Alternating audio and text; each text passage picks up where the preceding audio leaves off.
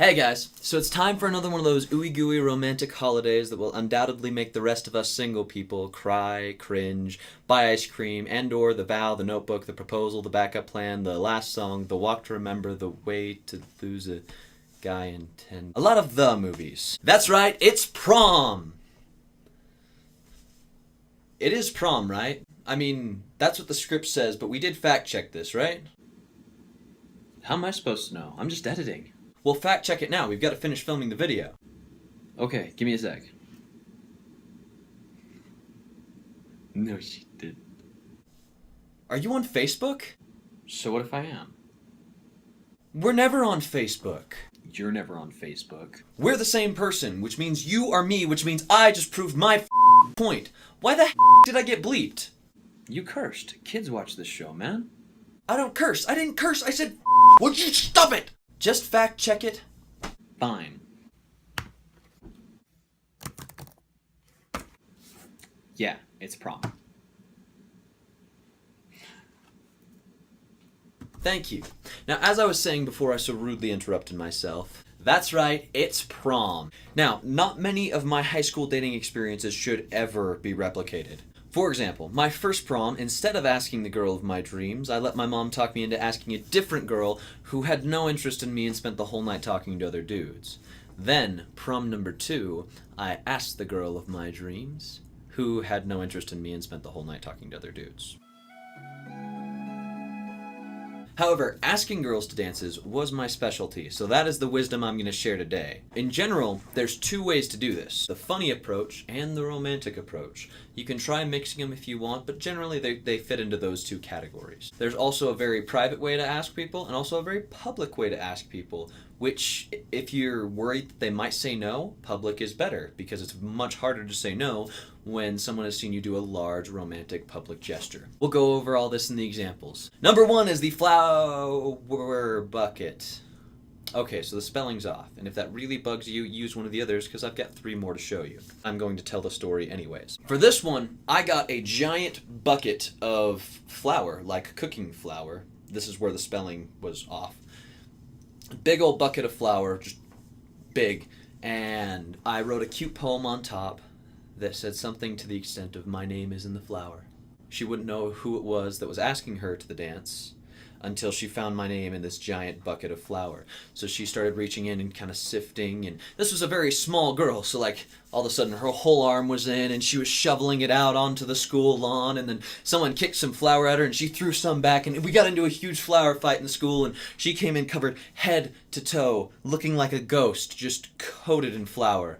Then I had one of the office staff go and bring her flower, like an actual, it was like a rose or something like that with my name sticking out of it. So that's one thing you can do. Very public, kind of romantic, kind of funny. That's the hybrid. Number 2, a ball of a locker.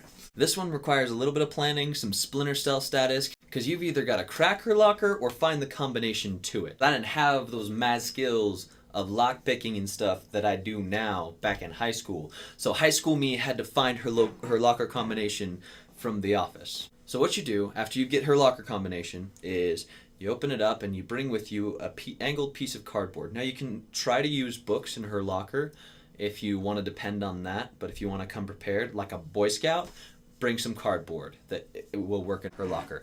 You got to angle it in there so that the surface is slanted towards the door. Then what you do is you put in a bag of bouncy balls, and I'm talking a crap ton of bouncy balls, with enough ping pong balls to spell your name, with each letter of your name written on one of the balls. And you mix those all in so they're all jumbled up, and you put it in there, and then you cut the bag and slam the door. So all those bouncy balls and ping pong balls are just waiting against the door. And as soon as she opens it, balls spill everywhere into the hall, and she's got to collect them all and find them in the middle of stuff. And she spends forever then trying to figure out what your name is. Mine's pretty simple, so she figured it out pretty quick. My cousin did this one. His last name is Capazzoli. So she spent forever trying to figure out what the name spelled out, and like at one point he walked by and she was like, "Man, are these Z's or N's?" And he's like, "Those are Z's, I'm pretty sure. Yeah, Z's for sure." Number 3 is the talent show. Now this one is a very public one. If you're really concerned about her not saying yes, this one is almost impossible to say no to. So what I did is I wrote this big long song and entered into the talent show competition thing, and then I made this big sign. Well, it was just a paper-sized sign that said the name of the song on it, but it had a bunch of other papers taped and folded behind it. So I had my boy Mitch lay across in front of the piano, Princess Leia style from Return of the Jedi, holding the end of this piece of tape on there, just waiting. So I sing through the first verse, a couple verses, and it's all it's generic. It's not really about anyone. It's about dancing, and it's just a cute ooey gooey love song that I can't remember the words to, or I'd sing it for you. And when I got to the last chorus, I said her name, and in the song asked her to go to the dance with me. And right when I did, Mitch pulled the sign, and he accidentally pulled it off. But then he put it back on and pulled it again, and it all opened up into this big thing that said, "Chloe, will you go to prom with me?" That one is almost impossible to say no to. Also very cute, ooey gooey, and romantic. And then I picked up a flower and went and got the microphone. "Chloe, will you go to prom with me? This is the part where you say yes." The last one is to write her a song in private. Now this is definitely the most ooey gooey romantic one, and I give you guys license to use this song should you so desire, because this one I remember.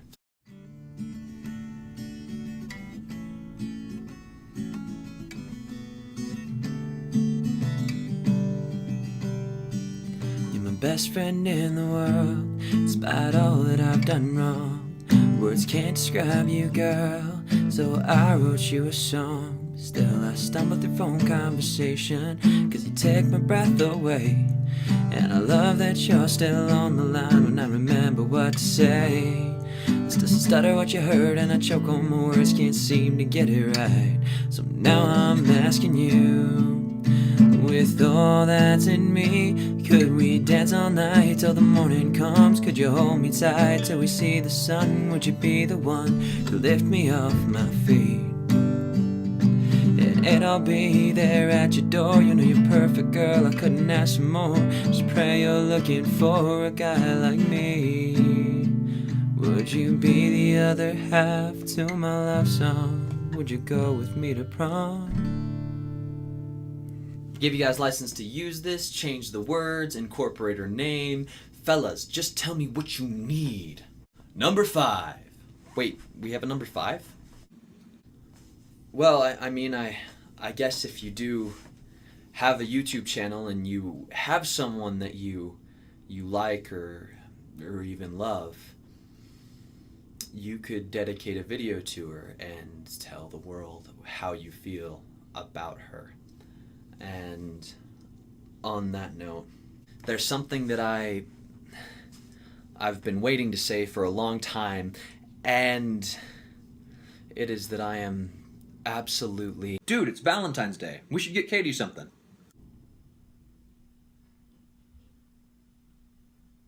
I'm not re-recording this. Stop it! Wait, is that recording? What?